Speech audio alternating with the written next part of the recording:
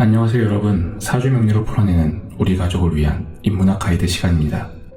오늘은 그 첫 시간으로 사주명리, 그 오해와 이해를 통해 사주명리는 미신이 아닌 인문학임을 확인하는 시간을 갖겠습니다. 우리의 마음은 무언가를 찾아 끊임없이 방황하는 고독한 여행자와 같습니다. 마치 알 수 없는 미로 속에 길 잃고 헤매는 방랑자처럼 말이죠. 어쩌다 이렇게 된 것일까요? 미학자 게오르크 루카치의 소설의 이론은 이렇게 시작합니다. 별이 빛나는 하늘을 보고 갈 수가 있고 또 가야만 하는 길의 지도를 읽을 수 있었던 시대는 얼마나 행복했던가. 그의 말처럼 우리가 하늘을 보는 법을 잊었기 때문일지도 모릅니다. 천문학자 칼 세이건은 그의 저서 코스모스에서 다음과 같이 말합니다. 우리 모두는 빅뱅과 별과 물질의 순환을 통해 이루어진 전 우주에 장엄한 역사가 새겨져 있습니다 라고 말이죠. 사주명리는 바로 우주 속 우리를 감싼 하늘과 땅에 관한 이야기를 담고 있습니다. 대우주, 코스모스에서 자기의 위치와 쓰임을 알고 살아가는 삶의 지혜와 교훈을 통해 운명, 말 그대로 자신의 명을 주도적으로 운전하는 법을 배울 수 있습니다. 좋은 운은 미리 준비해서 맞이하고 나쁜 운은 슬기롭게 지나가는 삶의 예술을 지금부터 함께 탐구해 보시죠.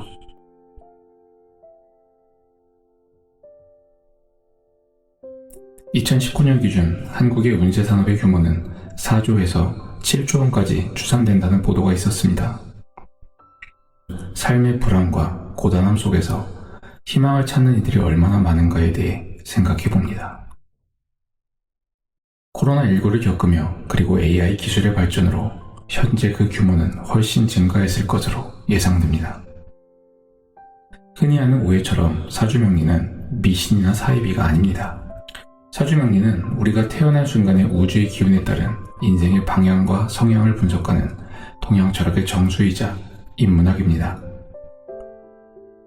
사주명리는 하늘과 땅, 그리고 그 사이에 존재하는 인간의 이야기를 담고 있습니다. 이를 통해 우리는 자신의 길을 찾고 자신의 본질을 깊이 있게 이해할 수 있습니다. 사주명리는 우리의 생년월일과 태어난 시간을 기반으로 개인의 성향, 시기, 잠재력을 이해하는 데 도움을 줍니다. 사주명리는 우리에게 인생의 나침반이 되어 길을 잃었을 때 방향을 제시해 줄 수 있습니다. 현대 심리학에서는 자기 이해가 개인의 심리적 건강과 삶의 질을 높이는 핵심 요소로 여겨집니다. 사주명리는 단순한 운명 예측 도구를 넘어서 자신을 깊이 있게 이해하는 데 탁월한 역할을 합니다. 특히 성격 심리학에서는 자신의 성향을 명확히 아는 것이 중요한데, 사주명리는 태어난 시점에 우주적 에너지를 분석하여 개인의 성격과 잠재력을 밝혀줍니다. 사주명리의 목적은 무엇보다 자기 이해가 되어야 합니다. 사주명리는 또한 인간 경험의 총체성을 강조하는 게슈탈트 심리학의 원리와 같이 전체적인 삶의 조화와 균형을 찾는 데 도움을 줍니다. 사회적 존재인 인간으로서 나를 둘러싼 환경과의 조화에 대해 깊은 통찰을 제공합니다. 사주명리를 통해 자신이 어떻게 세상을 인식하고 반응하는지 알게 되면 더 나은 의사결정을 내리고 환경 변화에 효과적으로 적응할 수 있습니다. 거듭 강조드리지만 이것이 사주명리가 인문학인 이유입니다. 사주명리를 통해 자신을 이해하는 것은 관계, 특히 가족관계를 개선하는 데 큰 도움이 됩니다. 흔히 가족을 두고 특수관계인이라는 표현을 쓰는데 가까워서 오히려 남보다 큰 상처를 주기도 받기도 하는 관계입니다. 사주명리를 통해 각자의 성향과 운명을 이해함으로써 우리는 서로의 다름을 존중하고 받아들일 수 있습니다. 이는 서로의 내면을 들여다보는 창을 여는 것과도 같습니다. 사주명리를 통해 가족은 서로의 본질을 이해하고 갈등을 해결하며 더 깊은 유대감을 형성할 수 있습니다. 사주명리는 우리에게 이해와 화합의 길을 제시합니다. 사주명리는 또한 자기 이해를 바탕으로 진로적성을 분석하는 데 유용한 도구가 됩니다. 우리 모두는 고유한 성향과 재능을 가지고 있으며 이를 바탕으로 자신의 진로를 설정하는 것이 중요합니다. 사주명리를 통해 자신의 강점과 약점을 명확히 알고 이를 바탕으로 진로를 결정하면 더욱 만족스러운 삶을 살 수 있습니다. 단순히 직업을 선택하는 것이 아니라 자신의 삶의 방향을 설정하는 것이 진짜 중요한 것입니다. 사주명리를 통해 자신을 이해하면 자신의 재능과 한계를 명확히 인식하고 가장 최적화된 길을 찾을 수 있습니다. 부모는 자녀의 사주 분석을 통해 그들의 재능과 잠재력을 이해하고 적절한 지원을 제공할 수 있습니다. 예를 들어 사주를 통해 부모는 자녀의 학업 성향과 진로를 이해하고 그에 맞는 환경을 제공할 수 있습니다. 여러분, 우리의 일상 속 많은 부분이 사주명리의 음양오행 사상과 관계되어 있다는 것을 아시나요? 사주명리는 우리 한국인의 생활 양식, 즉 문화 속에 깊이 스며들어 있습니다. 일주일은 왜 7일일까요? 고대로부터 7은 신성한 숫자로 여겨졌습니다. 물론 천문학적으로 달의 위상 변화가 대략 7일 간격으로 이루어지기 때문이지만 중요한 것은 그 명칭에 있습니다. 명리학의 핵심에는 음양오행이 자리합니다. 일주일의 명칭 역시 그 영향을 받았습니다. 일, 태양과 월, 달은 양과 음을 상징하고 화, 수, 목, 금, 토는 오행을 나타냅니다. 바로 일주일은 음양오행이 모두 들어있는 우리 생활의 주기인 것입니다. 옛날에는 5일마다 시장이 열렸습니다. 그래서 5일장이라고 부르죠. 그런데 왜 하필 5일일까요? 그 이유는 오행의 순환에 있습니다. 오행은 목, 화, 토, 금, 수를 의미합니다. 각 지방의 장날은 이 오행을 기반으로 정해졌기 때문에 5일장이 된 거예요. 예로부터 산의 정기는 인간의 삶의 근간을 이룬다고 생각했지요. 그래서 각 지역의 가장 중요한 산의 형상을 보고 장날을 정했습니다.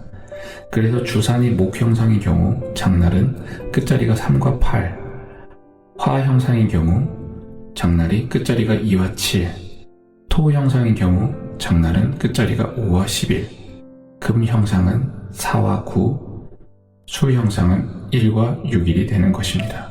자, 앞으로 여러분이 방문하는 지방의 장날을 보면 그 지역의 주산이 어떤 형상인지 예측해 보실 수 있습니다. 이제 5일장의 비밀을 알게 되었으니 여행을 더 흥미롭게 즐기실 수 있을 겁니다. 조선의 수도 한양, 지금의 서울의 도시계획에도 음양오행의 비밀이 숨겨져 있습니다. 한양의 사대문은 그저 단순한 문이 아닙니다. 각각의 문이 특별한 의미를 지니고 있습니다. 자, 한양의 동서남북을 한 바퀴 돌아볼까요? 동쪽은 목, 봄을 상징하죠. 이곳에는 인의 덕목이 깃든 흥인지문이 있습니다. 서쪽은 금, 가을을 상징합니다. 여기에는 의를 돈독히 하라는 돈이문이 있었죠. 남쪽은 화, 여름을 상징하며 예를 숭상하는 숭례문이 있습니다. 숭례문은 관악산의 화기를 막기 위해 편액이 세로로 쓰여져 있습니다. 북쪽은 수, 겨울을 상징하며 숙정문이 있습니다. 수를 상징하는 이 문은 기우제와 관련된 의미를 담고 있습니다. 중앙에는 무엇이 있을까요? 바로 보신각입니다. 토, 환절기를 상징하며 신의 덕목을 담고 있습니다. 어떠셨나요? 한양의 4대문과 보신각, 단순한 문과 종이 아니라 조선의 통치 이념과 역사적 의미를 가진 유적들입니다. 다음에 이 이야기를 떠올리며 서울을 걸어보시는 것은 어떨까요? 정월대보름은 음력 1월 15일로 새해 첫 보름달을 맞이하는 날입니다. 이날은 가족의 건강과 평안을 기원하며 오곡밥을 먹는 풍습이 있습니다. 오곡밥에는 우주의 질서와 자연의 리듬이 담겨 있습니다. 음양오행의 철학에 따르면 각각의 곡물은 우리 몸의 오행과 연결되어 있어 이를 섭취함으로써 우리는 신체의 균형과 건강을 유지할 수 있습니다. 통양철학에서는 인간의 몸을 소우주로 보았습니다. 즉, 인간의 몸은 우주의 질서를 담고 있으며 음양오행의 조화가 건강의 핵심이라고 여깁니다. 음양오행의 조화를 통해 건강과 행복을 기원하는 의미를 되새겨 보시죠. 복날은 또한 음양오행 상생상극의 원리에 근거한 중요한 날입니다. 복날은 24절기 중 낮의 길이가 가장 긴 하지로부터 시작됩니다. 여름의 뜨거운 불기운이 금기운을 제압하는 시기에 더위를 피하는 것이 아니라 맞서 극복한다는 이열치열의 의미를 담고 있습니다. 삼복은 약 10일 간격으로 초복, 중복, 말복으로 나뉩니다. 이 시기에 더위를 극복하기 위해 특별한 보양식을 먹습니다. 삼복을 금을 상징하는 경일로 정한 이유는 서늘한 가을 기운으로 더위를 조금이나마 이겨내기 위함입니다. 임자, 갑각 등 사주명리의 용어가 관용어로 자리잡은 부분들은 우리의 일상 속에서 사주명리가 얼마나 깊이 뿌리내리고 있는지를 보여줍니다. 이처럼 우리의 문화와 역사를 이해하는 데 중요한 단서를 제공하는 사주명리. 우리 삶의 텍스트 속에 숨어있는 시적인 언어라고 할 수 있습니다. 시작하면서 말씀드렸듯이 사주팔자는 하늘과 땅의 이야기를 담고 있습니다. 우리가 태어난 순간, 첫 자가업을 한 순간 우주의 기운이 우리의 존재에 새겨진 바코드와도 같습니다. 또는 지역별, 연도별, 기후에 따라 차이가 나는 와인의 빈티지와도 같습니다. 따라서 우리의 생년월일시, 태어난 지역은 우리의 운명을 형성하는 중요한 요소가 됩니다. 우리는 종종 혈액형과 MBTI를 통해 사람들의 성격과 행동을 이해하려고 합니다. 혈액형은 4가지 종류가 있죠. 이 4가지로도 우리는 많은 이야기를 나눌 수 있습니다. 그리고 요즘 인기 있는 MBTI, 무려 16가지 유형이 있어서 더 세분화된 성격 분석이 가능하죠. 여러분도 한 번쯤 해보셨을 거예요. 하지만 여기서 끝이 아닙니다. 사주는 무려 51만 8,400가지나 된다는 사실. 음양오행의 원리에 따른 사주명리로 훨씬 더 정교하고 깊이 있는 자기 이해 및 운명 디자인이 가능합니다.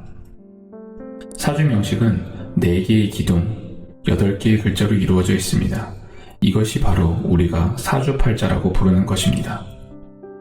이 8칸 안에 들어가야 하는 글자는 천간 10개, 지지 12개로 총 22개의 글자입니다.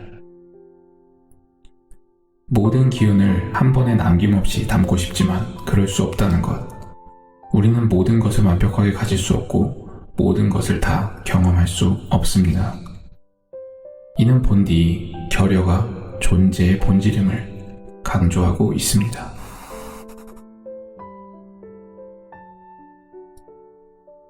사주의 본질은 완벽이 아니라 결여에 있습니다.